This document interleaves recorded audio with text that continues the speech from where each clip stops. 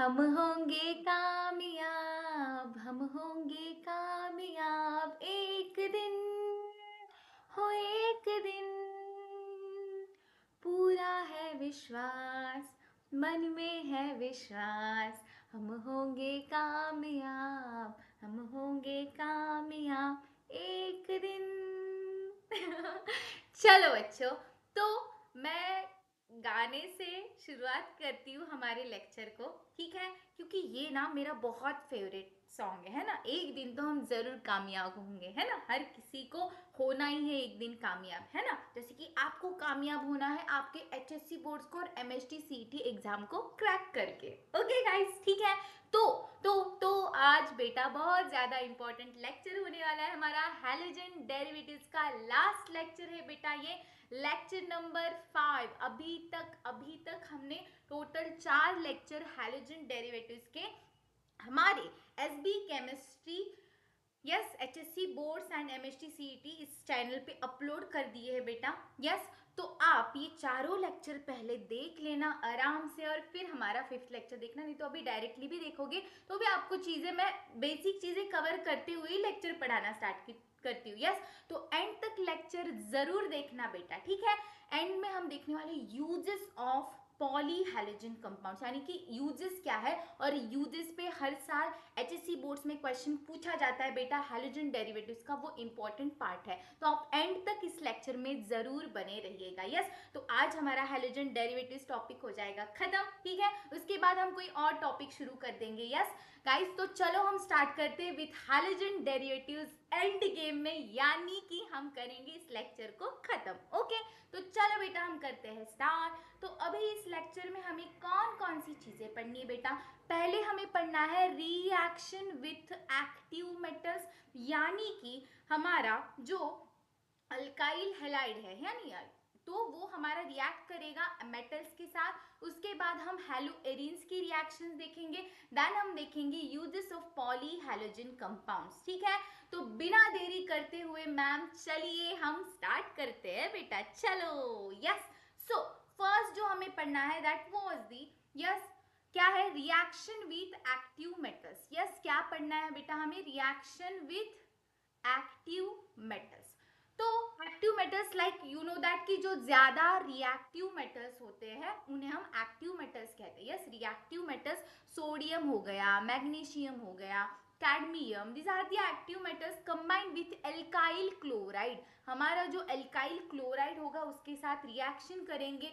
Chloride हो सकता है, ब्रोमाइड हो सकता है, या फिर आयोडाइड भी हो सकता है, यानी हैलोजन हमारा हो सकता है वहां पे, to form compounds containing carbon metal bond. और यहाँ पे क्या बन जाएगा बेटा, आपके कार्बन और मेटल का बॉन्ड। अभी तक हमने जो बॉन्ड देखा है वो सी एक्स बॉन्ड देखा है, यानी कार्बन और हैलोजन के बीच का बॉन्ड। लेकिन अब हम जो बॉन्ड देखने वाले हैं बेटा, वो हम देखने वाले हैं आपके मेटल और मेटल और कार्बन का बॉन्ड जो बनने वाला है वो हम देखने वाले। ओके, सो इसको हम कहते क्या है बेटा, these are known as the organo metallic compounds. इसको आप कह सकते हो OMC, OMC यानी ऑर्गेनो मेटालिक कंपाउंड। यस, तो ये बहुत ज्यादा इंपॉर्टेंट है बेटा। आगे भी OMC के बारे में एक आपको टॉपिक होता है जब आपको केमिस्ट्री में अब आगे जाके पढ़ते हो, है ना, आपके हायर स्टडीज में। Okay, so first is the what is the reaction with magnesium. अगर रिएक्शन करेगा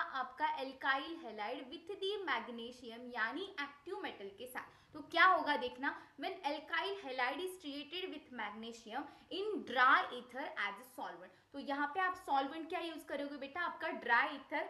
it gives alkyl magnesium halide, और ये देगा क्या आपको, alkyl magnesium halide. It is known as the Grignard reagent.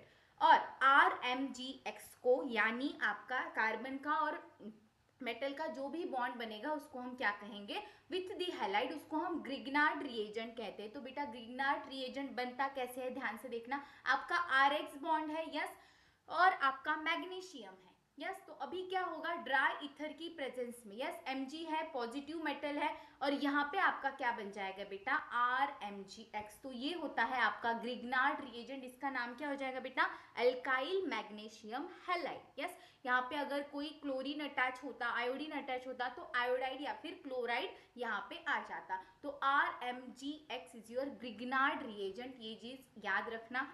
Grignard reagents are very reactive compounds. जो हमारे Grignard reagent होते हैं बेटा, वो बहुत ज्यादा रिएक्टिव कंपाउंड्स होते हैं।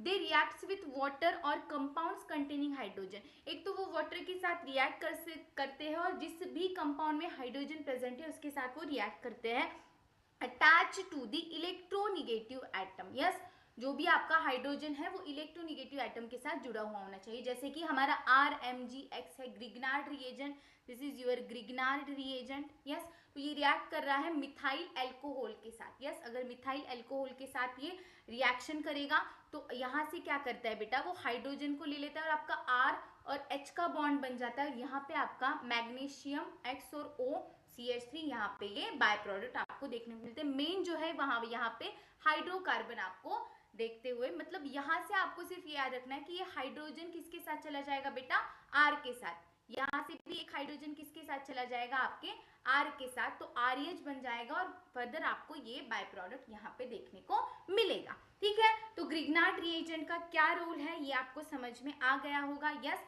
सो रिएक्शन क्या होती है मेटल्स के साथ, ये आपको क्लियर हुआ होगा। अब हम चलते हैं बेटा आगे। यस नेक्स्ट जो हमें रिएक्शन देखनी है, अब ग्रिग्नार्ड रिएजेंट में इतना ही था जो आपको समझ के लेना था, वो मैंने यहाँ पे बता दिया है। ओके किस तरीके से होता है, और याद रखना यहाँ पे आपका जो मैग्नीशियम है मेटल है, तो उस पे आएगा बेटा positive charge.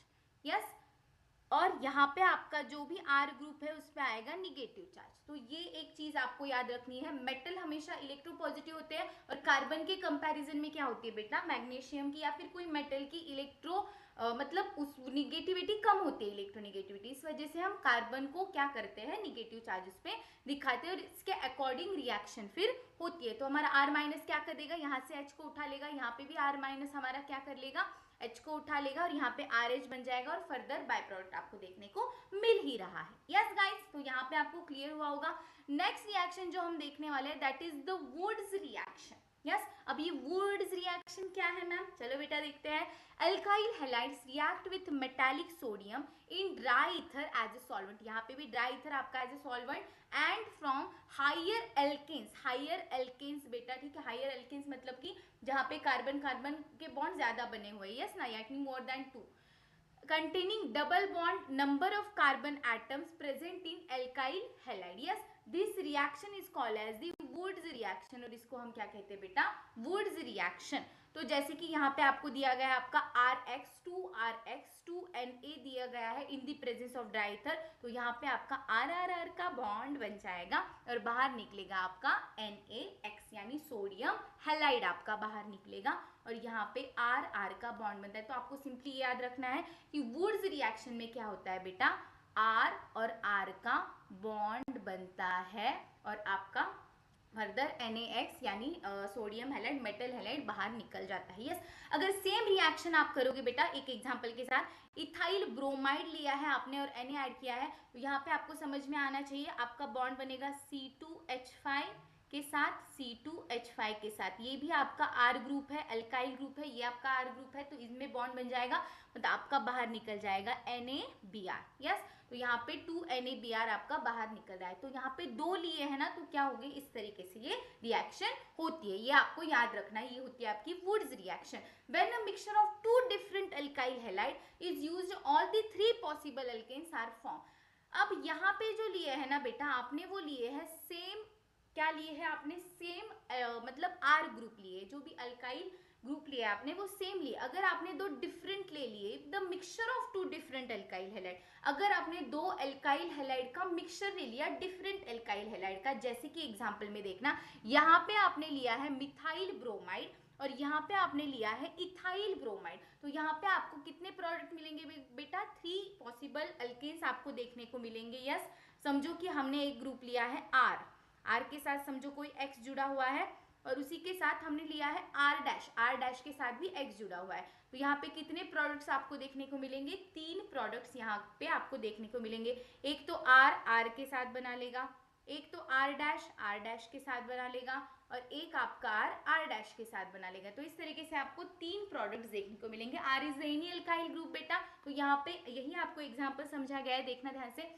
This is your methyl bromide and ethyl bromide. तो यहाँ पे मिथाइल और इथाइल भी बॉन्ड बना सकते हैं। You can see here, yes कहाँ पे है, कहाँ पे, यस यस, ये है आपका मिथाइल और इथाइल नहीं बना है तो प्रोपेन बन रहा है। फिर दोनों मिथाइल भी बना सकते हैं, यस, तो यहाँ पे इथेन बन जाएगा। और यहाँ पे अगर इथाइल मतलब इथेन इथेन का बॉन्ड बना तो क्या बन जाएगा आपका ब्यूटेन। क्लियर हो रहा है। तो यहाँ पे 3 पॉसिबल प्रोडक्ट आपको देखने को मिलेंगे इन the presence of sodium and dry ether. तो ये होती है आपकी वुड्स रिएक्शन। तो वुड्स रिएक्शन बेसिकली क्या है बेटा, आपका एल्काइल हैलाइड है, उसमें आप सोडियम ऐड कर रहे हो इन the presence of dry ether, तो आपका क्या बन जाएगा, आर और आर का ग्रुप बन जाएंगे, यानी अल्केन्स का फॉर्मेशन यहाँ पे होता है। तो ये चीज आपको याद रखनी है वुड्स रिएक्शन में। वुड्स रिएक्शन में बेसिकली सोडियम और ड्राइथर यूज होता है। कभी कभी एमएचटी सीटी के एग्जाम में डायरेक्टली क्वेश्चन आ जाता है बेटा वुड्स रिएक्शन से। तो Wurtz reaction is super duper important, yes बहुत ज्यादा इंपॉर्टेंट है बेटा, तो इसको जरूर देख के जाना।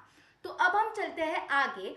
नेक्स्ट हम देखने वाले बेटा, यहाँ पे हमने देख लिया reaction of, yes Wurtz reaction देख ली, मतलब रिएक्शन विद एक्टिव मेटल्स के साथ क्या रिएक्शन होती है वो देख लिया हमने, यस सोडियम के साथ, और यहाँ पे हमने मैग्नीशियम के साथ देख लिया, जहाँ पे ग्रिग्नार्ड रिएजेंट बहुत ज्यादा इंपॉर्टेंट है। उसके बाद हम देखने वाले बेटा reaction of hello arenes. Arenes यानी क्या होता है, ध्यान से देखना, reaction of hello Areen with metal. Hello Areen की रिएक्शन किसके साथ बेटा, मेटल्स के साथ होती है। देखना कैसे होती है, the reaction of aryl halide with alkyl halide and sodium metal in dry ether to give substituted aromatic compounds is known as the Wurtz-Fittig reaction। ठीक है, same same same same to same. कैसे बेटा, देखना अब हमने जो reaction देखी Wurtz reaction, उसका थोड़ा ही भाई भाई समझ लो, हमारी फिटिक रिएक्शन होती है ना। फिटिक रिएक्शन में होता क्या, सिंपली अराइल हम यूज करते हैं ना, ये आपकी बेंजीन रिंग है तो इसी को क्या बोला जाता है बेटा, अराइल।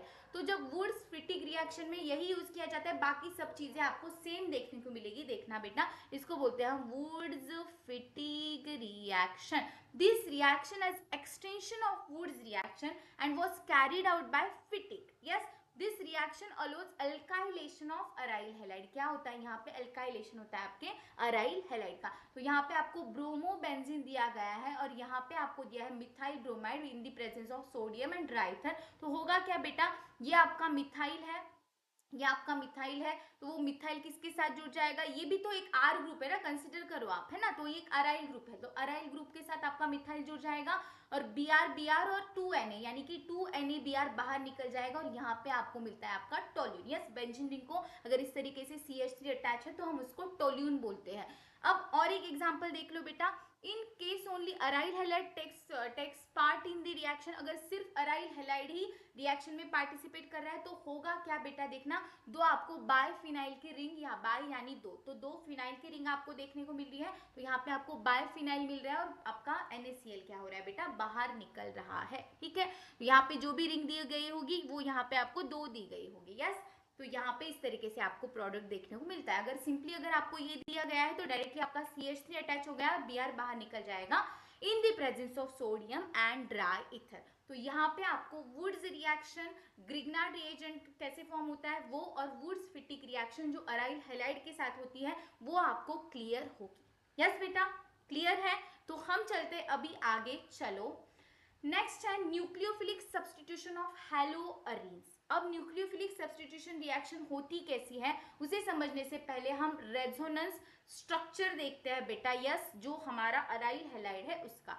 अराइल हैलाइड शो लो reactivity towards nucleophilic substitution reaction. अब जो हमारा अराइल हैलाइड होता है ना, वो क्या करता है बेटा, लो रिएक्टिविटी शो करता है towards the nucleophilic substitution reaction. इसका रीजन क्या है बेटा, एक तो है resonance effect and the sp2 hybrid. The low reactivity of aryl halide is due to the resonance effect, पहली चीज। तो दूसरा है sp2 hybrid state of carbon. यहाँ पे आपको हर एक कार्बन है उसका हाइब्रिडाइजेशन sp2 देखने को मिलेगा। यस, तो हाइब्रिडाइजेशन आप कैसे देखते हो, हाइब्रिडाइजेशन में सिर्फ number of sigma bond and lone pair की सम को ही हम हाइब्रिडाइजेशन में कंसिडर करते हैं, पाई बॉन्ड को कंसिडर नहीं किया जाता है। तो मैं एक कार्बन का आपको यहाँ पे बताती हूँ, समझो ये एक कार्बन है, यस ये कार्बन ही है, एक बॉन्ड बनाया है, दो बॉन्ड बनाया है, ये तीसरा बॉन्ड, और यहाँ पे हाइड्रोजन के साथ उसने चौथा बॉन्ड बनाया हुआ होगा बेटा। तो यहाँ पे हम सिर्फ सिग्मा बॉन्ड काउंट करते हैं ना, तो ये सिग्मा है, ये भी सिग्मा है, ये भी सिग्मा है, और ये आपका पाई बॉन्ड है।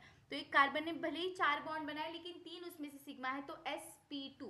तो इस कार्बन का हाइब्रिडाइजेशन क्या आ जाएगा बेटा, sp2 हाइब्रिडाइजेशन। तो रीजन मैं बता रही हूँ कि ये जो कार्बन होता है वो sp2 हाइब्रिडाइज्ड होता है, ये हमारा रीजन है कि जो न्यूक्लियोफिलिक सब्स्टिट्यूशन रिएक्शन होती है अराइल हैलाइड की, वो क्या होती है बेटा, लो होती है। Yes, one of the lone pairs of electrons on halogen atom is in conjugation. Conjugation का मतलब क्या है, आपका पाई बॉन्ड जो है वो डीलोकलाइज हो रहा है। यस, ये चीज आपको याद रखनी है, pi electrons of the ring. For example the following different reason, अभी आपको यहाँ पे different types of resonance structure दिखाई दे रहे होंगे आपके क्लोरोबेंजीन के। Yes, chlorobenzene. अब यहाँ पे होता क्या है, हमें पता है कि क्लोरीन के ऊपर होती है 3 लोन पेयर। तो यहाँ पे जो लोन पेयर है वो डीलोकलाइज करती है। कौन कौन डीलोकलाइज करता है, निगेटिव चार्ज डीलोकलाइज करता है, उसके बाद लोन पेयर डीलोकलाइज करती है, पाई बॉन्ड आपका डीलोकलाइज करता है। यस, तो ये सब आप जीओसी में सीखते हो बेटा, जनरल ऑर्गेनिक केमिस्ट्री में। यस, ठीक है। तो अगर आपको जनरल ऑर्गेनिक केमिस्ट्री सीखनी है तो प्लीज मुझे एक बार कमेंट में बता देना, मैं जीओसी पे भी लेक्चर लेके आऊंगी। ठीक है, ओके। तो चलो, अब यहाँ पे आपका क्या हो रहा है, डीलोकलाइजेशन हो रहा है। ये लोन पेयर यहाँ पे जा रहा है और ये पाई बॉन्ड इस साइड में, यानी इस पोजीशन पे क्या होगा बेटा, इस पोजीशन पे क्या हो रहा है, शिफ्ट हो रहा है। तो यहाँ पे जब ये डबल बॉन्ड अपने दोनों इलेक्ट्रॉन लेके इस पोजीशन पे आएगा तो निगेटिव चार्ज बनेगा, समझ में आ रहा है। और जब ये दोनों इलेक्ट्रॉन इधर आएंगे तो यहाँ पे एक डबल बॉन्ड बन जाएगा, लेकिन यहाँ पे क्या किया उसने, लोन पेयर दिया है, तो यहाँ पे कौन सा चार्ज क्रिएट होगा बेटा, पॉजिटिव। तो पहला रेजोनेंस स्ट्रक्चर कैसे आएगा, यहाँ पे पॉजिटिव चार्ज, और ये जो बॉन्ड है वो यहाँ पे शिफ्ट हुआ, इसलिए यहाँ पे निगेटिव चार्ज। अब फिर ये निगेटिव चार्ज क्या कर सकता है, मैंने कहा निगेटिव चार्ज भी क्या करता है, डीलोकलाइजेशन में पार्टिसिपेट करता है। तो ये भी इधर आएगा, फिर ये बॉन्ड उठ के इस वाली पोजीशन पे चला जाएगा। यस, तो यहाँ पे निगेटिव चार्ज आएगा आपका। यस, यहाँ पे निगेटिव चार्ज आएगा और यहाँ पे डबल बॉन्ड आएगा। तो ये आप देख सकते हो, यहाँ पे निगेटिव चार्ज आया तो further this will delocalise, and ये वाला बॉन्ड भी क्या हो जाएगा, इधर शिफ्ट हो जाएगा, तो इधर निगेटिव चार्ज आएगा। तीसरे एग्जाम्पल में क्या होगा, ये निगेटिव चार्ज है, इस पोजीशन पे आएगा, और जो यहाँ पे डबल बॉन्ड बना हुआ था वो क्या हो जाएगा, फिर से अपना जो ओरिजिनल स्ट्रक्चर है वो बन जाएगा। मतलब ये और ये स्ट्रक्चर क्या है बेटा, सेम ही है। ठीक है, समझ में आ रहा है आपको। तो यहाँ पे आपको डिफरेंट टाइप्स के रेजोनेटिंग स्ट्रक्चर आपको क्लोरोबेंजीन के देखने को मिल रहे हैं। तो इसमें समझने वाली बात क्या थी मैम, इसमें समझने वाली बात ये थी बेटा कि जो निगेटिव चार्ज है आपका, देखना उसकी पोजीशन कहाँ कहाँ पे आ रही है, यहाँ पे, देन यहाँ पे, उसके बाद फिर से यहाँ पे। इट मीन्स आपका निगेटिव चार्ज जो है ना बेटा वो मेटा पोजीशन पे नहीं आ रहा है। मैम मेटा पोजीशन क्या होती है एक बार मैं आपको बता देती हूँ, जिन भी बच्चों को नहीं पता है। समझो ये बेंजीन रिंग है बेटा, yes this is your benzene ring. ठीक है, तो समझो यहाँ पे कोई एक्स ग्रुप, ए ग्रुप जुड़ा हुआ है। यस, अगर मैं एक्स लिखूंगी तो आपको लगेगा हेलोजन। ओके, तो कोई ए ग्रुप जुड़ा हुआ है बेटा, तो यहाँ पे ये वाली जो पोजीशन होती है इस ए ग्रुप के रिस्पेक्ट में, ये होती है बेटा ortho position. Yes, this one is the meta position and this is the para position। तो O M और P, यस, यानी ऑर्थो, मेटा और पैरा। तो यहाँ पे आप साफ साफ देख पा रहे होंगे कि सिर्फ ऑर्थो पोजीशन पे और पैरा पोजीशन पे, ऑर्थो पोजीशन पे और पैरा पोजीशन पे, दो ही पोजीशन पे क्या आ रहा है बेटा, निगेटिव चार्ज आ रहा है। आपकी मेटा पोजीशन पे निगेटिव चार्ज नहीं आ रहा है, मतलब कि जो ज्यादा इलेक्ट्रॉन की डेंसिटी है। यस, एक तो ये इलेक्ट्रॉन रीच होता है हमारा बेंजीन, हमें पता है। यस, अगर कोई उसके साथ और electron withdraw electron donating group लग जाए तो वो और इलेक्ट्रॉन रीच हो जाएगा, है कि नहीं बोलो। और अगर कोई इलेक्ट्रॉन विड्रॉइंग ग्रुप लग जाए तो उसकी इलेक्ट्रॉन डेंसिटी कम होने लगती है। यस, तो यहाँ पे आप देख पा रहे होंगे कि निगेटिव चार्ज आ रहा है सिर्फ ऑर्थो और पैरा पोजीशन पे। तो यहाँ पे ही क्या होगी बेटा, हमारी न्यूक्लियोफिलिक सब्स्टिट्यूशन रिएक्शन होगी, क्योंकि दो पोजीशन पे क्या आ रहा है बेटा, आपका निगेटिव चार्ज आ रहा है। तो यहाँ पे ये चीजें आपको एकदम से क्लियर होनी चाहिए। यस, क्लियर है। तो अब हम चलते हैं आगे। देखना अभी ये दिया है, हम पढ़ते देखना क्या दिया है। Resonance structure second, third and fourth show double bond character to carbon chloride bond. Yes we know that. अब कार्बन और क्लोरीन बॉन्ड में आपको डबल बॉन्ड कैरेक्टर देखने को मिलता है, यस, इन तीनों रेजोनेटिंग स्ट्रक्चर में, ये आपको बता रहा है। उसके बाद bond in chlorobenzene is stronger, अभी carbon chlorine bond in chlorobenzene is stronger, अब ये जो कार्बन और क्लोरीन का बॉन्ड होता है बेटा वो स्ट्रॉन्ग होता है एंड शॉर्टर। अब जो बेटा जो स्ट्रॉन्ग बॉन्ड होते हैं वो शॉर्ट होते हैं, जो वीक बॉन्ड होते हैं वो लंबे होते हैं, ये चीज आपको याद रखनी है, यस, ठीक है। Short bond strong, long bond weak, yes, यानी कि लॉन्ग डिस्टेंस जो भी चीजें चल रही है ना, मतलब वो वीक ही चलेगी बेटा, समझ पा रहे हो आप। और शॉर्ट डिस्टेंस में जो भी चल रहा है वो स्ट्रॉन्ग है, समझ में आ रहा है आपको, ठीक है, उतने होशियार तो आप हो गए हो अभी। Shorter than chloro alkane molecule, CCl bond length in chlorobenzene is 169 picometre, yes, अभी इतना ये आपको बता रहा है size as compare to the CCl bond, yes, CCl bond length in chlorobenzene is 16 picometre as compare to the CCl bond, yes. Bond length of alkyl chloride, alkyl chloride की कितनी है बेटा 178 पिकोमीटर, मतलब ज्यादा है अल्काइल क्लोराइड की bond की, yes. Hence it is difficult to break, इसलिए इसको ब्रेक करना क्या है बेटा डिफिकल्ट है। Phenyl cation produce due to the self ionization of haloarene will not be stabilize by resonance, और जो हेलोअरीन्स में क्या होता है हमारा जो आपका फिनाइल कैटायन बनता है बेटा वो इतना स्टेबल नहीं होता, यस, और इसीलिए possibility of the SN1 mechanism की वो SN1 मैकेनिज्म से जाए, back side attack of nucleophile is block by the aromatic ring while rules out the SN2 mechanism, इसलिए क्या होता है वहां पे SN2 मैकेनिज्म को वो शो करता है। Thus, nucleophilic substitution reaction involving cleavage of CX bond in the haloarine proceeds with difficulty. However, the presence of certain groups of certain position of the ring markedly activate the halogen of aryl halide towards substitution. For example, presence of electron withdrawing group. अब electron withdrawing group यानी electron को खींचने वाला group, yes, electron donating group यानी electron को वो दे रहा है। For example, in the presence of electron withdrawing group or the ortho and para position greatly increase the reactivity of haloarine,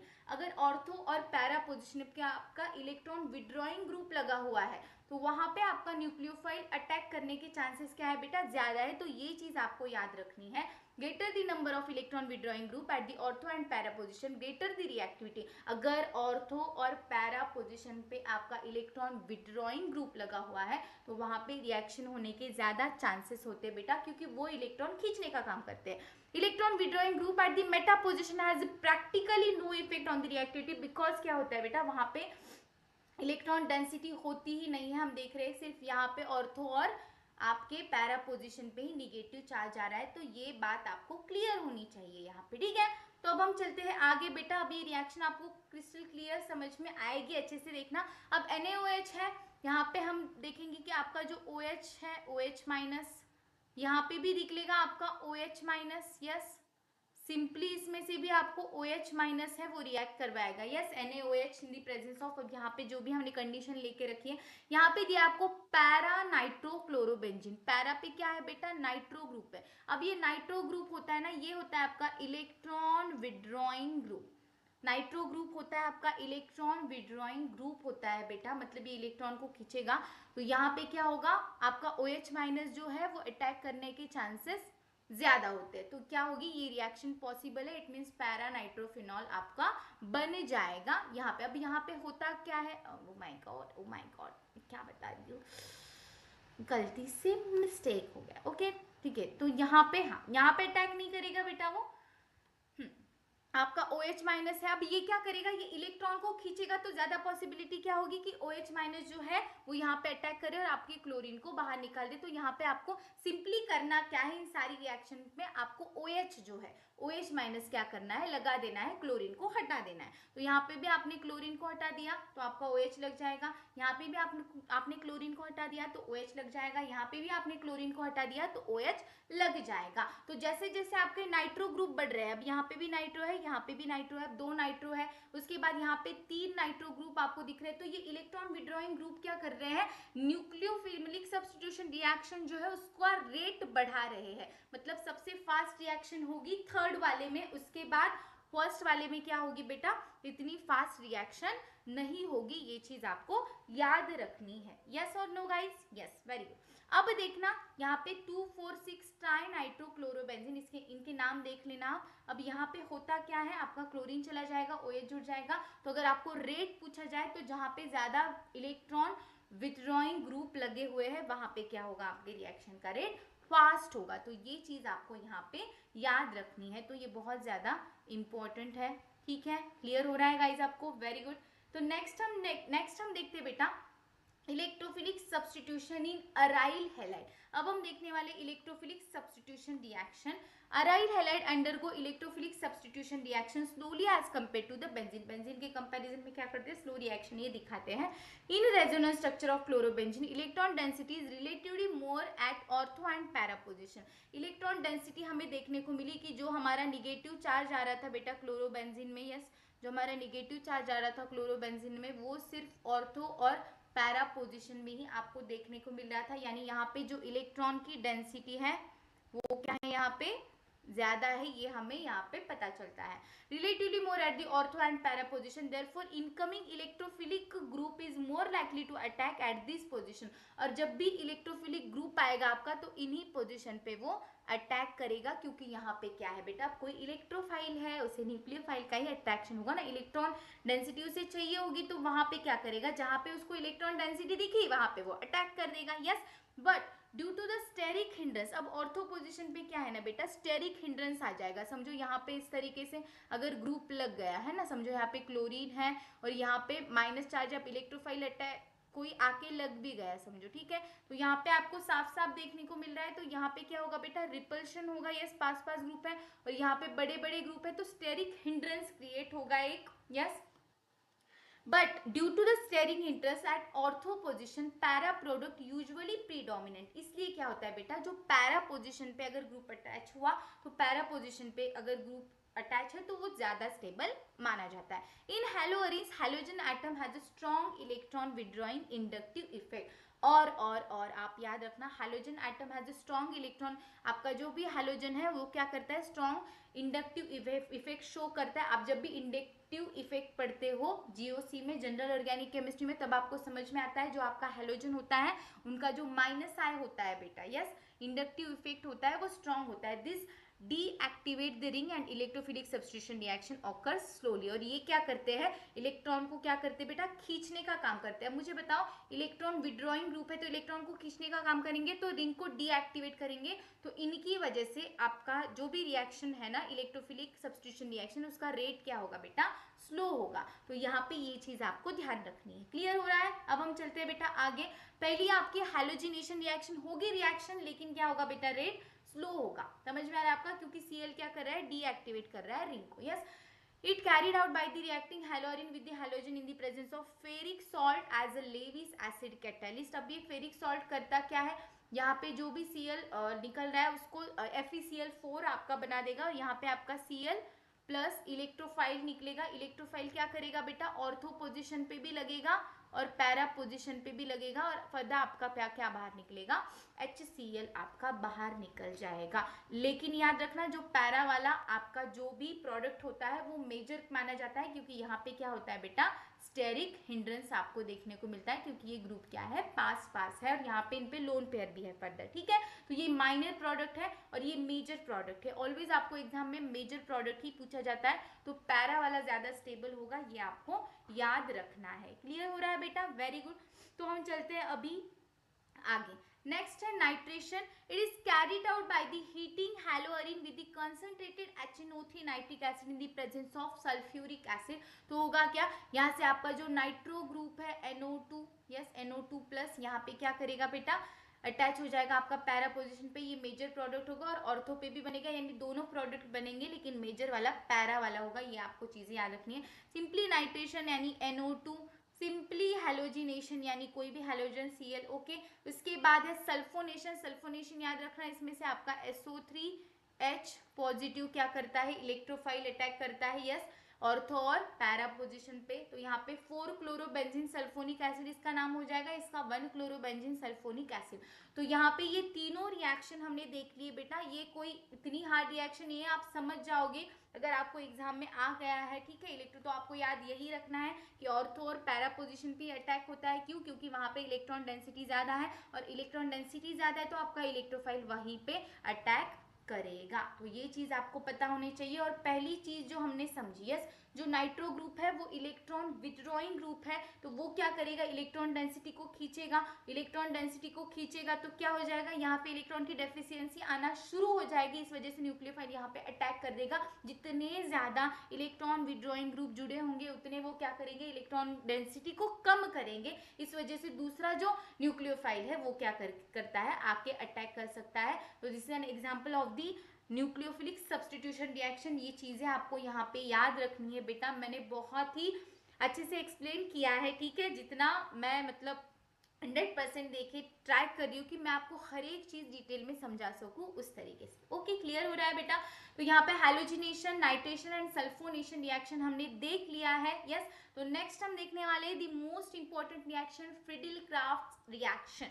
तो फ्रीडल क्राफ्ट रिएक्शन होता क्या है बेटा, दो टाइप हम इसमें पढ़ते हैं, Friedel Crafts alkylation reaction and Friedel Crafts acylation reaction. तो अल्काइलेशन यानी सिंपल आपका अल्काइल ग्रुप, और असाइलेशन है सिंपल आपका असाइल ग्रुप वहां पे जुड़ जाता है, देखना बहुत ईजी है। In the presence of anhydrous aluminium trichloride AlCl3 as a catalyst, yes. तो कैटालिस्ट होता क्या है कि रिएक्शन का वो रेट बढ़ाता है, वहीं पे काम करता है, मतलब प्रोडक्ट में उसका कोई इन्वॉल्वमेंट नहीं होता कि आपको एल्यूमिनियम और वो मिल जाए वहां पे, लेकिन वो रिएक्शन का रेट बढ़ाने का काम करता है catalyst, you know that well. Chlorobenzene CH3Cl anhydrous AlCl3 लिया आपने, तो ये क्या हो जाएगा बेटा, यहाँ पे हमें पता है कि CH3 है, उस पर कौन सा चार्ज बेटा, पॉजिटिव, Cl माइनस है, तो क्या करेगा ये इलेक्ट्रोफाइल, कौन सी पोजीशन पर अटैक करेगा, ऑर्थो और पैरा, तो एक बन जाएगा ऑर्थो प्रोडक्ट, एक बन जाएगा para product, 4 chlorotoluene, yes you know that अगर बेंजीन CH3 की रिंग है तो हम उसे टोल्यून बोलते हैं, तो 1 क्लोरोटोल्यून स्टेबल ये वाला होगा, मेजर ये वाला होगा, तो सिंपली क्या हो जाएगा, ये वाला यहाँ पे जुड़ जाएगा, यस। और साथ अगर आपको असाइल क्लोराइड मिल गया तो हमें पता है यहाँ पे ये वाला है पॉजिटिव और ये Cl माइनस है, तो सिंपली ये पूरा ग्रुप कार्बन के साथ यहाँ पे जुड़ जाएगा ऑर्थो और पैरा पोजीशन पे। So this is the Friedel craft reaction, this is alkylation reaction and this is acylation reaction. तो दोनों भी बहुत ज्यादा इंपॉर्टेंट है, ठीक है। क्लियर हो रहा है आपको? बहुत बहुत ज्यादा सिंपल रिएक्शन है, बस आपको कैटालिस्ट याद रखना है और रिएक्शन कैसे होती है, क्या कौन सा पार्ट मतलब ऑर्थो और पैरा पोजीशन पे क्यों हो रहा है, ये सारी चीजें आपको क्लियर होनी चाहिए। दिस इज योर इलेक्ट्रोफाइल, क्या जाएगा जहां पे इलेक्ट्रॉन डेंसिटी ज्यादा है वहां पे वो अटैक करेगा, लग जाएगा, यस। तो नेक्स्ट है last part of this chapter, uses and environmental effects of some polyhalogen compounds. बहुत ज्यादा इंपॉर्टेंट है बेटा, ध्यान से समझना, यस। क्लियर हो रहा है? अब यहाँ तक हमने जो भी देखा वो आपको क्लियर होगा। एक बार मैं फिर से बताती हूँ हमने क्या क्या देखा। उसके पहले सबसे पहले हम यूजेस देख लेते हैं, देन हम फिर आएंगे उस पर। फर्स्ट है आपका डाइक्लोरोमीथेन, यस, डाइक्लोरोमीथेन एंड और मिथाइलिन क्लोराइड भी आप बोलते हो। It is colourless volatile liquid with moderately sweet aroma, यानी स्वीट सी स्मेल होती है उसकी, yes. It is used as a solvent, solvent की तरह भी आप इसे यूज करते हो। Used in the propellant in aerosols, मतलब एरोसोल्स जो होता है ना उसमें भी क्या करते बेटा, इसका यूज करते। Over exposure to dichloromethane causes dizziness, fatigue, nausea, headaches, numbness, weakness, तो ये सारी चीजें इसकी वजह से होती है, यस। मतलब आपको हेडेक होना या फिर चक्कर आए जैसा फील होना, तो ये सारी चीजें इसकी वजह से होती है, वीकनेस आना। It is highly dangerous if it comes in the direct contact with ice, अगर डायरेक्टली वो आइस के कॉन्टैक्ट में आ गया तो मेरे जैसा चश्मा लग सकता है आपको, ठीक है। नहीं, मतलब हाईली डेंजरस होता है आंखों के लिए वो। Direct contact with ice, that is damage cornea, देखना डैमेज कर सकता है वो कॉर्निया को हमारे। देन नेक्स्ट है आपका chloroform trichloromethane. It is a colourless liquid with peculiar sweet smell, इसकी स्वीट एरोमा होता है। It is used to prepare chlorofluoromethane, chlorofluoromethane को प्रिपेयर करने के लिए इसका यूज किया जाता है। रेफ्रिजरेंट R22, इसमें यूज किया जाता है बेटा। It is used as a solvent for extraction of natural products like gums, fats, resins में भी यूज किया जाता है। It is used as a source of dichlorocarbene. Dichlorocarbene का ये क्या होता है, बेसिक सोर्स है। डाइक्लोरोकार्बिन आपका जो होता है ना, वो क्या होता है, आपका इंटरमीडिएट होता है। यस बेटा, तो आप रिएक्शन में पढ़ते हो सारी चीजें। Chloroform causes depression of central nervous system. Yes, inhaling chloroform for the short time causes fatigue, dizziness, headache, ये सारी चीजें हो सकती है। लॉन्ग एक्सपोजर टू क्लोरोफॉर्म में अफेक्ट लीवर को भी अफेक्ट कर सकता है। Chloroform when expose to air and light forms a poisonous compound phosgene. क्या करता है बेटा, ये फॉस्जीन नाम का पॉइजनस कंपाउंड फॉर्म करता है। It is stored in dark coloured air tight bottles को स्टोर किया जाता है। क्लियर है, तो आपको ये दोनों के यूजेस क्लियर हुए होंगे। नेक्स्ट हम देखते हैं CCl4 यानी कार्बन टेट्राक्लोराइड का use. It is colourless liquid with sweet smell, almost sweet same है, स्मेल है, सबकी याद रखना। It is very useful solvent for oils, fats and resins. It serves as the it serves as the क्या हो रहा है ये, okay, as the source of chlorine. It is use as the cleaning agent, cleaning agent की तरह हम इसे use करते हैं। It is highly toxic to liver, highly toxic है लीवर के लिए। Exposure to high concentration of CCl4 can affect central nervous system, affect कर सकता है। It is suspended to be carcinogenic, prolong exposure में भी कॉज डेथ। देखना बहुत डेंजरस है बेटा ये। It is green house gas भी है ये हमारी, ओके। नेक्स्ट है iodoform and try iodo methane. It is yellow crystalline substance with this agreeable smell, मतलब अलग सी स्मेल होती है, आपको सफोकेशन होता है इस स्मेल से। It is used in the medicine as the healing agent and antiseptic in dressing of wounds. अगर आपका कट वगैरह लगा है तो उसके लिए क्या किया जाता है, यूज किया जाता है। However it is use is limited ही यूज है बेटा, ऐसे कुछ खास यूज है नहीं। It causes irritation to skin and eyes, eyes और स्किन को इरिटेशन देता है ये। It may cause respiratory irritation और breathing difficulty, dizziness, nausea, depression, central nervous system visual disturbance. तो ये सारी चीजें हो सकती है CHI3 से, आयोडोफॉर्म से। तो एक बार ये यूजेस सारे ध्यान से पढ़ लेना, मैंने तो पढ़ लिए है, आप भी पढ़ लेना। यस, चलो नेक्स्ट हम देखते हैं फ्रियॉन्स। फ्रियॉन्स क्या होता है बेटा, फ्रियॉन्स का use, this are organic compounds of chlorine and fluorine. ये क्लोरीन और फ्लोरीन के ऑर्गेनिक कंपाउंड, जैसे क्लोरोफ्लोरोकार्बन यानी CFC, commonly used in refrigerants में यूज किया जाता है ये। The most common representative is a difluoromethane, जिसको हम फ्रियॉन 12 बोलते हैं। others included chloro-difluoromethane यानी R22 और ट्राइक्लोरोफ्लूरोमीथेन यानी R11 एंड सो ऑन। इस तरीके से आपको देखने को मिलते हैं इसके types. They are used as the refrigerants in fridge and the air conditioning, propellants in aerosol and solvents, तो इन सारी चीजों में भी यूज होता है। They are used as a blowing agent in making foams and packing materials. Chlorofluorocarbons are responsible for ozone depletion of the ozone in stratosphere. तो देखना CFC आप देखते हो ना, जब हम जो प्रोटेक्टिव लेयर होती है हमारी ओजोन की, तो उसको भी क्या करता है, ये रिस्पॉन्सिबल होता है डिप्लेशन होने में उसके। Regular large inhalation of freons results in the breathing problems, organ damage and loss of consciousness. Yes, okay, तो इसमें ये अफेक्ट करता है फ्रियॉन्स। नेक्स्ट है आपका बेटा डाइफिनाइल ट्राइक्लोरोइथेन, DDT। बहुत ज़्यादा इंपॉर्टेंट है, इसका स्ट्रक्चर बहुत सी बार MHT CT में पूछा गया है और इसका यूज भी बहुत बार HSC बोर्ड्स में भी पूछा गया है बेटा। तो सबसे ज़्यादा इंपॉर्टेंट है हमारा, याद रखना।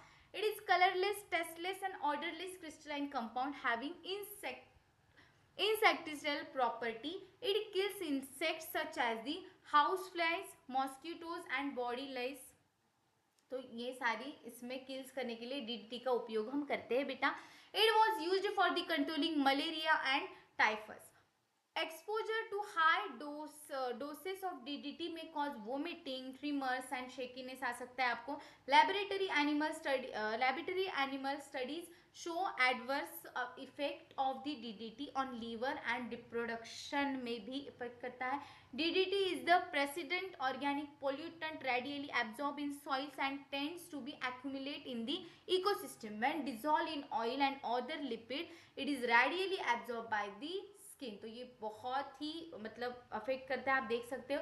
It is resistant to metabolism, it is accumulates in fatty tissues, there is the ban on use of DDT due to all these adverse effect. तो इन सारी इफेक्ट्स की वजह से DDT को बैन कर दिया है। ओके, DDT का लॉन्ग फॉर्म क्या है बेटा?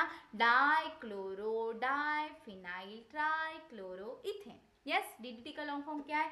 Dichloro dichloro diphenyl trichloroethane. Yes, dichloro diphenyl trichloroethane. तो DDT का लॉन्ग फॉर्म अभी आपको लर्न हो गया होगा ना। यस, DDT का लॉन्ग फॉर्म क्या? डाइक्लोरो यानी 2 क्लोरीन, डाइफिनाइल यानी 2 फिनाइल रिंग, ट्राइक्लोरो यानी 3 क्लोरीन, फिर इथाइल तो आपको दिख ही रहा है। यस, इथेन तो आपको दिख ही रहा है। तो स्ट्रक्चर बहुत ज्यादा इंपॉर्टेंट है बेटा, याद कैसे रखोगे? 2 फिनाइल रिंग है। यस, अब उसकी जहाँ पे अटैच है उसकी पैरा पोजीशन पे क्लोरीन क्लोरीन अटैच है, ये दोनों साइड से ये दिख रहे हैं। यहाँ पे ट्राइक्लोरो है तो एक ही साइड में आपको 3 क्लोरीन लगा देने, और ये आपका इथेन है। तो इस तरीके से सिंपल है, याद रखना। DDT का स्ट्रक्चर एग्जाम में पूछा गया है, प्रीवियस ईयर क्वेश्चंस देख लेना MHTCT के, तो ये बहुत ज्यादा इंपॉर्टेंट है। यस, क्लियर है बेटा? तो एक बार हम देख लेते हैं हमने लेक्चर में क्या क्या पढ़ा। यहाँ पे आपका हैलोजन डेरिवेटिव्स टॉपिक खत्म होता है। तो 5 लेक्चर में हमने ये टॉपिक खत्म कर दिया है गाइस। सबसे स्टार्टिंग में हमने देखा रिएक्शन ऑफ एक्टिव मेटल, जिसमें इंपॉर्टेंट है आपका ग्रिग्नार्ड रिएजेंट। देन हमने देखा वुड्स रिएक्शन। वुड्स रिएक्शन होती क्या है? जिसमें आपका अल्काइल अल्काइल का बॉन्ड बन जाता है। देन है आपका हेलो अरीन रिएक्शन देखी हमने। Then nucleophilic substitution reaction, yes, resonance structure वगैरह सारी चीजें हमने देखी। उसके बाद इलेक्ट्रोफिलिक सब्स्टिट्यूशन रिएक्शन, उसमें हमने हैलोजिनेशन, नाइट्रेशन, सल्फोनेशन, ये सारी चीजें देखी। देन हमने Friedel Crafts acylation and alkylation दोनों रिएक्शन देखी। उसके बाद हमने यूजेस पढ़े बेटा। एक बार सिर्फ आप यूजेस पढ़ लेना फिर से, ओके, देन आपको क्लियर हो जाएगा। तो यहाँ पे हमारा हैलोजन डेरिवेटिव्स टॉपिक होता है बेटा कंप्लीट। यस, तो यहाँ पे हमारा हैलोजन डेरिवेटिव्स टॉपिक क्या होता है बेटा? कंप्लीट। पहला टॉपिक कंप्लीट हो गया हमारा। यस, मैं तो बहुत खुश हूँ, आपको भी खुश होना चाहिए। यस, तो मैं आपको कहूंगी कि आप प्लीज मुझे कमेंट सेक्शन में बताना कि नेक्स्ट टॉपिक हमें कौन सा शुरू करना है बेटा। नेक्स्ट टॉपिक हमें कौन सा शुरू करना है, जल्दी बताओ, नहीं तो मेरे अकॉर्डिंग तो मैं टॉपिक शुरू कर ही दूंगी जल्द से जल्द। एक बेसिक लेक्चर में लेके आऊंगी। यस, जो भी पार्ट आपको हार्ड लग रहा है कि मैम ये पार्ट है, समझो IUPAC नॉमेनक्लेचर हमें समझना है, यस, या फिर रिएक्शन, कोई रिएक्शन है आपको नहीं समझ में आ रही, उसका मैकेनिज्म समझना है, मैम ये रिएक्शन पे एक वीडियो लेके आओ, या फिर कोई टॉपिक आपको डिफिकल्ट लग रहा है मैम उस पर लेक्चर लेके आओ, तो आप एक बार मुझे कमेंट सेक्शन में बता देना, मैं उस टॉपिक पे जरूर से जरूर लेक्चर लाने का ट्राई करूंगी बेटा, ठीक है। अगर ये वीडियो आपको अच्छी लगी हो तो वीडियो को लाइक करना और चैनल को जरूर से जरूर सब्सक्राइब करना, ठीक है गाइस। नेक्स्ट टॉपिक कौन सा पढ़ना है मुझे जरूर से जरूर बताना। यहाँ पे आपका हैलोजन डेरिवेटिव्स टॉपिक होता है खत्म। क्लियर हो रहा है आपको? ठीक है, तो नेक्स्ट टॉपिक मुझे बताना कि कौन सा हमें लेना है। अगर वीडियो अच्छी लगी हो तो वीडियो को जरूर से जरूर लाइक करना और चैनल को सब्सक्राइब करना। थैंक यू गाइस, फिर मिलते हैं नेक्स्ट लेक्चर में। Bye bye, take care, God bless you मेरे प्यारे प्यारे बच्चों, बाय बाय।